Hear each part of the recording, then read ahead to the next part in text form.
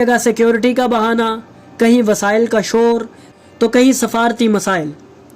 लेकिन सवाल ये है, क्या इमाम हुसैन अलैहिस्सलाम के आशिकों को रोककर कोई भी खुद को महफूज समझ सकता है? क्या ये कौम जो करबला के पैगाम को अपना ईमान मानती है, इतनी बेहिस हो गई है कि अपने ही लोगों को हरम इमाम हुसैन अलैहिस्सलाम की ज़ियारत से रोक रही है? नाजरीन, आज हमें ये सोचना है, ये समझना है कि ज़ियारत इमाम हुसैन अलैहिस्सलाम सिर्फ़ एक मजहबी अमल नहीं, बल्कि एक पैगाम है जुल्म के ख़िलाफ़ क़याम का, हक़ के लिए कुर्बानी का और इंसानियत की बका का। और जो भी इस पैगाम को रोकने की कोशिश करेगा, तारीख़ उसे कभी माफ़ नहीं करेगी। हमें चाहिए कि हम आवाज़ बुलंद करें, ज़ायरीन के लिए आसानियाँ पैदा करें और इस काफ़िले में रुकावट न बने जिसका रहबर ख़ुद इमाम हुसैन अलैहिस्सलाम है, क्योंकि ये काफ़िला सदियों से